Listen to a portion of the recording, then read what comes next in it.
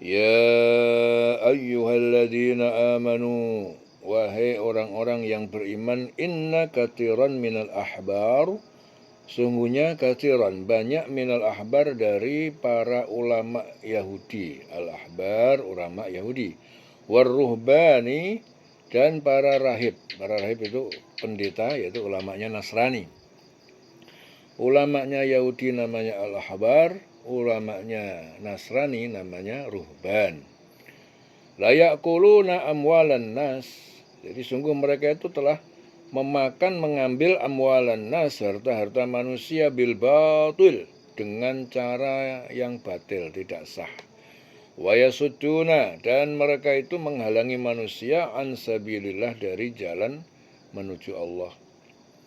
Walladzina yaknizuna az-zahaba, walladzina, dan orang-orang yang yaknizuna az-zahaba, mereka menyimpan, menyembunyikan emas, wal fiddata, dan perak, wala yunfiqunaha, dan mereka tidak menginfakkan emas dan perak itu fi sabilillah, di jalan Allah, fabasyirhum bi'adzabin alim, fabasyirhum, maka berikan berita gembira ya, pada mereka. Berita gembiranya apa? Bi'adzabin alim, dengan siksaan yang pedih. Ya, jadi sini Ibnu Abbas itu menerangkan bahwa ayat ini diturunkan berkenaan dengan para pendeta dari ahli kitab. Mereka mengambil suap berupa makanan dari masyarakat awam. Sedangkan ya, penghujung ayat ini diturunkan berkenaan dengan ahli kitab dan kaum muslimin yang menimbun harta mereka. Itu hadis dari Ibnu Hatim. Fabasyirhum bi'adzabin alim, maka berikan kabar gembira pada mereka dengan siksaan yang sangat pedih. Yauma yuhma 'alaiha, pada hari dipanaskan, 'alaiha, di atasnya, finari jahannama, dalam api neraka jahanam, fatukwa, lalu disetrika, biha, ya, dengannya, dengan harta-harta itu, jibahuhum, dahi-dahi mereka, wajunubuhum, dan lambung-lambung mereka, wazuhuruhum, dan punggung-punggung mereka. Hadza ma kanaztum, ini harta yang kalian, kanaztum, telah kalian simpan, li anfusikum, untuk diri kalian, fadzuqu, maka rasakanlah, ma kuntum taknizun, apa ataupun harta yang telah kalian simpan untuk kalian sendiri itu. Ya. Ingat pada hari ketika emas dan perak itu dipanaskan dalam neraka jahanam. Lalu dengan itu disetrika dahi, lambung, punggung. Ya, punggung mereka disetrika, seraya dikatakan, ya, ini harta bendamu yang kamu simpan untuk dirimu sendiri. Ya, maka rasakanlah akibat dari apa yang kau simpan itu. Fadzuqu ma kuntum taknizun, ya, rasakanlah harta apa yang kamu simpan untuk dirimu sendiri. Ya, di sini mengandung asma. Al-Hadi, zat yang maha memberi petunjuk. Al-Muntaqim, zat yang maha mengancam. Al-Ba'its, yang maha membangkitkan. Ya, dalam ayat ini Allah Ta'ala itu memberitahukan kepada orang beriman tentang sikap orang alim Yahudi dan rahib-rahib Nasrani terhadap umatnya.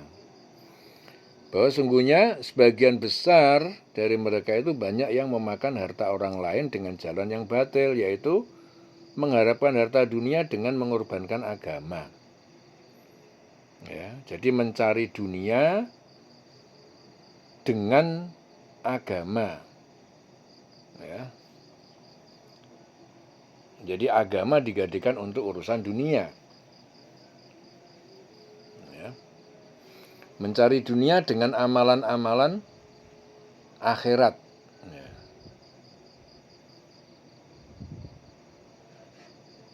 Harusnya mencari akhirat dengan amalan-amalan saat hidup di dunia. Punya harta dunia digunakan untuk cari akhirat. Ini yang dipercontohkan di sini. Jadi mereka itu, dunia itu, ya, dicari dengan mengorbankan agama.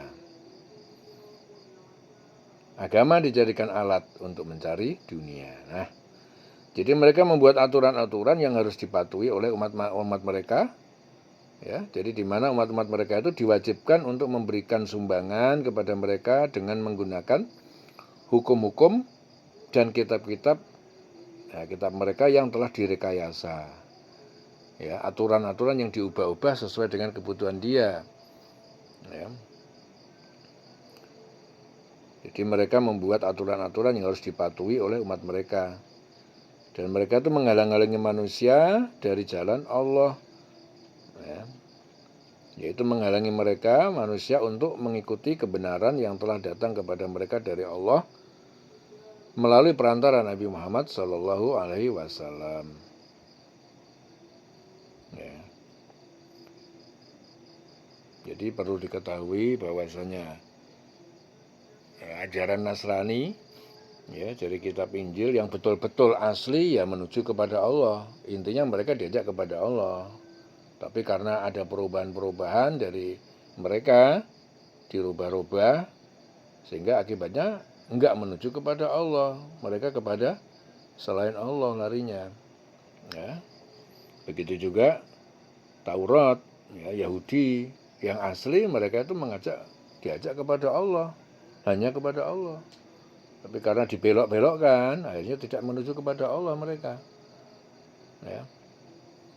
Maka yang terakhir adalah Al-Quran. Dan Al-Quran ini dikembalikan lagi, ya, di-refresh lagi. Jadi pemahaman-pemahaman orang terdahulu di-refresh supaya dikembalikan lagi kepada Allah. Jadi intinya dari dulu hingga sampai kapanpun, manusia itu diajak kepada Allah, itu intinya. Nah, jadi kalau ada manusia yang tahu-tahu kok menuju jalan hidupnya itu menuju kepada selain Allah, berarti dia telah mengikuti pembelokan-pembelokan itu. Ya. Jadi mereka itu mencampur adukkan antara kebenaran dengan kebatilan. Berpura-pura di hadapan pengikutnya seolah-olah mereka itu menyuruh kepada kebaikan. Padahal apa yang mereka lakukan itu tidak sama dengan apa yang mereka serukan, yang mereka katakan. Jadi mereka mengumpulkan harta kekayaan, menyimpan emas, perak untuk diri mereka sendiri, tidak untuk dinafkahkan di jalan Allah. Ya, minta sumbangan. Ya, sekarang ini juga banyak kejadian di akhir-akhir zaman sekarang ini mirip-mirip. Jadi yang dari dulu udah terjadi di zaman dulu. Nah, sekarang itu kebanyakan mencari harta atas nama agama. Ya kan banyak yang terjadi di masyarakat menggunakan topeng ataupun lembaga. Contohnya umpamanya ada, ya, tidak semuanya tapi ada juga, ya, lembaga yatim piatu, cari sumbangan sana sini atas nama anak yatim. Tapi ternyata harta yang dia dapatkan untuk kepentingan hawa nafsunya sendiri. Ya, umpamanya dapat sumbangan 100 juta. Ya memang dikasihkan anak yatim. Hanya sekian persen, yang banyak persennya untuk diri dia sendiri, kebutuhan dirinya sendiri. Ya, banyak yang seperti itu. Menjadikan agama sebagai alat, ya, untuk memuaskan hawa nafsunya. Sejak dulu sudah ada, sudah diajarkan, sudah diberitakan di dalam Al-Quran. Ya. Jadi jangan khawatir, peristiwa-peristiwa yang hari ini terjadi sebenarnya sudah sejak dulu sudah dipercontohkan. Nanti yang akan datang di masa depan juga sudah ada percontohannya. Jadi, ya, beruntunglah kalian yang belajar Al-Quran, yang mentadaburi Al-Quran. Jadi kalian serba tahu peristiwa masa lalu apa, peristiwa hari ini apa, yang akan datang, yang terjadi itu apa. Kalian udah tahu duluan. Itu untungnya orang yang mentadaburi Al-Quran. Ya, kalau Quran sekedar dibaca, dihafalin doang, nggak ditadaburi, nggak ngerti isinya, ya dia akan buta, melihat ke depan tapi dengan mata yang merem, nggak ngerti apa-apa. Itulah pentingnya apa? Tadabur Al-Quran. Maka jangan pernah merasa bangga kalian menghafal Quran, sudah hafal 30 juz mungkin terus bangga, enggak. Ya, di sini bukan untuk itu. Al-Quran dihafalkan bukan untuk dibangga-banggakan, bukan untuk cari uang, tetapi dihafalkan untuk ditadaburi dan untuk selanjutnya sebagai prinsip, ya, dan pedoman dalam hidup. ya, sebagai pengawal, pendamping hidup kita. Ya, jelas ya. Jadi mereka itu mengumpulkan harta kekayaan, menyimpan emas perak, ya, untuk diri mereka sendiri.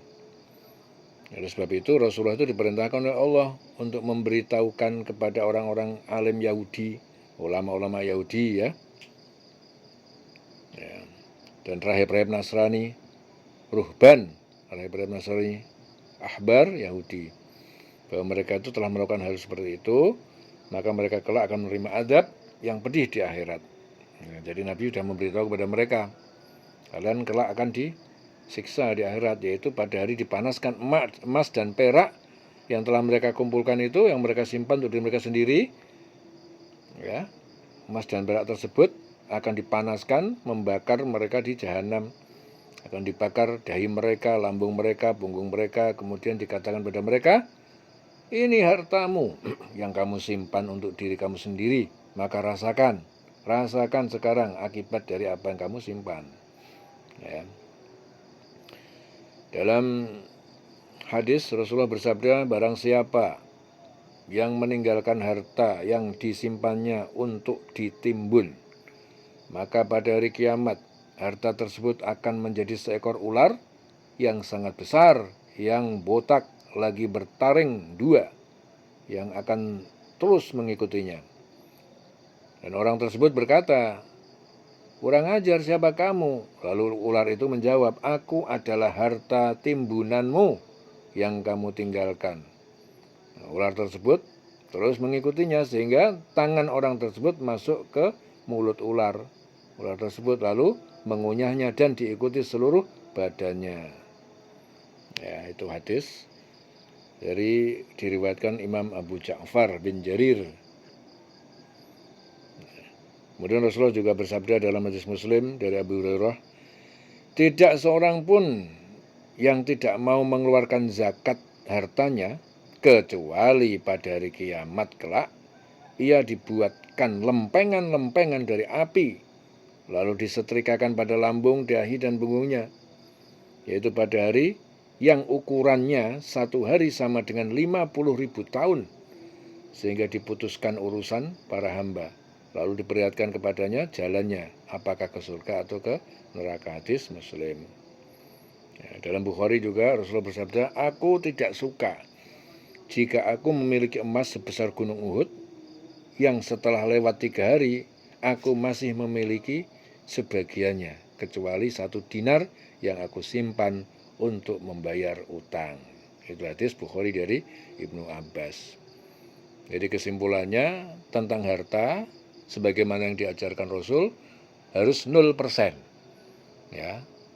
Jadi kalau kita mau ikut cara Rasul, ya, seperti kalau di Jogja itu seperti apa? Masjid Jogokarian. Ya, kas masjid itu selalu 0. Nah, duitnya buat apa? Ya digunakan untuk kepentingan kebaikan-kebaikan. Enggak seperti yang lain-lain. Ya, masjid cari sumbangan, melulu duit ditimbun-timbun, dimasukin bank, akhirnya yang pakai orang-orang kafir. Orang-orang kafir nggak punya duit, utangnya ke bank. Duitnya dari mana? Nah, duitnya dari sumbangan orang-orang Muslim. Duit di masjid simpan di bank, duit-duit pondok pesantren disimpan di bank. Yang pakai bukan kita, yang pakai orang lain. Padahal Nabi Muhammad dari dulu sudah mengajarkan, ya, apa yang Anda simpan itu harusnya 0%. Ya, 0%. Punya rizki, tasarufkan rizki itu untuk kepentingan kebaikan. Anda memiliki sesuatu, ya, sudah tasarufkan, gunakan untuk kebaikan-kebaikan. Jangan menimbun-nimbun. Ya. Jadi konsep menimbun-nimbun itu keliru. Ya, Kanjeng Nabi sudah memberi contoh, aku tidak suka jika aku memiliki emas sebesar gunung Uhud, ya, yang setelah lewat 3 hari aku masih memiliki sebagiannya, kecuali 1 dinar yang aku simpan untuk membayar utang. Nah, itu Kanjeng Nabi. Cuma 1 dinar. Ya. Jelas ya? Ya, dililing selawase urip.